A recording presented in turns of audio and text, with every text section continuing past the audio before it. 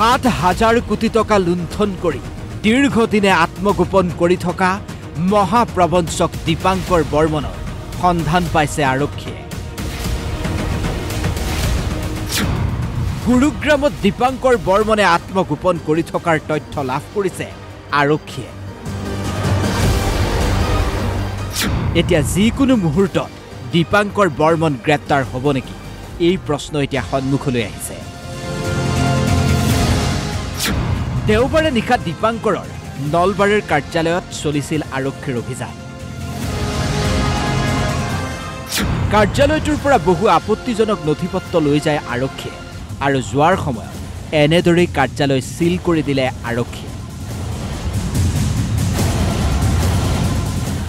এয়া দীপাংকৰ বৰ্মনৰ নলবাৰীৰ কাৰ্যালয়ৰ দৃশ্য। এই কাৰ্যালয়টো থকা স্থানতে প্ৰায় 1.5 কোটিমান টকা লুণ্ঠন কৰিছিল দীপাংকৰে। এই লোকজনলৈ মন কৰক, দীপাংকৰ বৰ্মনৰ DB ষ্ট্ৰক ব্ৰকিঙত এওঁ থৈছিল 3 লাখ টকা। প্ৰতি লাখ টকাত 7,000কৈ এওঁ সুদ লাভ কৰিছিল। কিন্তু তাৰ পিছত কি হ'ল? 1.5 কোটিমান আছে নেকি? এইখিনিতে 1.5 কোটিমান টকা আছে। আপোনালোকে ইনভেষ্ট কৰিছিল নেকি? আছে। আপোনাৰ ইনভেষ্ট আছিল নেকি? কিমান মান আছিল আপোনালোকৰ? অলপ আছিল। কিমান মান আছিল ক'ব পাৰে নেকি? এৰি 3 লাখ। লাখতে দিয়া 7,000 দিছিল। লাখত 7,000 টকা দিছিলে। সেইখিনি 7,000কে পাইছিলে। এইবাৰ এই মহিলাগৰাকীলৈ মন কৰক, DB ষ্ট্ৰক ব্ৰকিঙত এই মহিলাগৰাকীয়েও থৈছিল 50,000 টকা।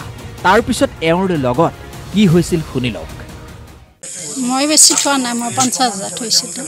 মইতো এমাহে হোৱা নাই, মই যেতিয়া তাৰমানে গণ্ডগোল লাগিল তেতিয়াতো নাপালোঁ। এই পইচাখিনি মাৰ গ'ল আৰু মানে 7% দিম বুলি কৈছোঁ, কিন্তু মই এবাৰো নাপালোঁ।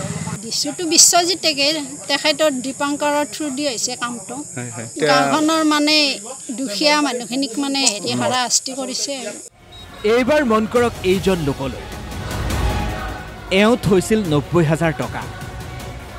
এওঁ ধন ঘূৰাই পালেনে? কিমান থৈছিল আপুনি? মই 90,000 থৈছোঁ। 90,000 সঞ্চৰ পৰা আনি থৈছোঁ, বেংকৰ পৰা আনিব লাগে। ইয়াতে দিছে আমাৰ এওঁ। তাৰমানে কৈছে যে সুত অলপ বেছি দিব, মোক বেংকতো অলপ পাইছিল, সেইখিনিও আনি পেলাই ইয়াতে একেলগে 90,000 কৰি থলা। কিবা এই অলপ ঘৰৰ কাম কৰিব খুজিছিলোঁ, ৰুম এটা কৰিব খুজিছিলোঁ। বোলো বাৰিষা কৰিব নালাগে, খল্লি মাহ কৰিবা, সেইটো বুলি ইয়াতে থৈ দিলে। ক'ৰবাত 4-5 মাহ থকাৰ পিছত উলিয়াই নিম, উলিয়াই কাম কৰিম। তাৰপিছততো হেৰি হ'ল, বেংকটো বন্ধই গ'ল। এইবাৰ মন কৰক এইজন লোকলৈ। এই লোকজনৰ কন্যাই থৈছিল 20,000 আৰু তেওঁ থৈছিল 30,000 টকা, অৰ্থাৎ 50,000 টকা। তাৰ পিছত কি হ'ল? আপিটো 20,000, ছোৱালী 20,000, আপুনি? মই 30,000 থ'লে থৰ এসপ্তাহ পিছতে অফিচটো মাৰা গ'ল। আপোনাৰ গোটেইখিনি গ'ল? গোটেইখিনি গ'ল। দীপংকৰ এটা আপা সিহে লৈছে পইচাটো, বিশ্বজিতে লৈছে পইচাটো। বিশ্বজিতে লৈছে? এইবাৰ এই মহিলাগৰাকীলৈ মন কৰক। এই মহিলাগৰাকীৰ মতে দীপাংকৰৰ সম্পৰ্কীয় ভাতৃ বিশ্বজিত বৰ্মনে তেওঁলোকক ধন থ'বলৈ কৈছিল।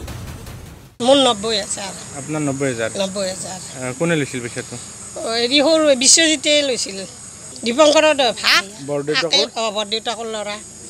আপোনাৰ 90,000 কি কৰে মালিকে? মালিকে মিস্ত্ৰী। ইয়াতে থ'লি 2 পইচা লাভ হ'ব, এতিয়া কাম বন কৰিব নোৱাৰে, কিবাকে চলিব পাৰিম।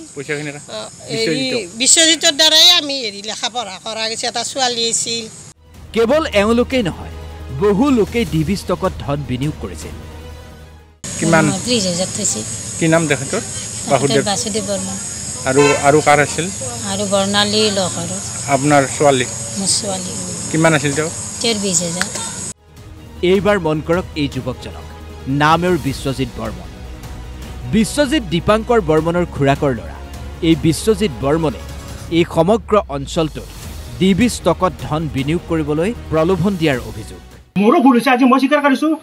মই নিজে ইনভেষ্ট কৰিছিলোঁ, কিন্তু আজি সময়ত এতিয়া মোৰ 13.5 লাখ টকা পালোঁ। আপুনি এতিয়া আৰক্ষীক কিদৰে সহযোগ কৰিব? আৰক্ষীক মই আজি গোটেইখিনি কৰিলোঁ। মই A to Z যিখিনি ডকুমেণ্টছ আছে মই ছাৰক দিলোঁ। অলৰেডি মই 5 বজাত থানাত মই অলৰেডি গৈছোঁ, মোক মাতিছিলে, তাতেও গৈছোঁ আৰু মাতিব।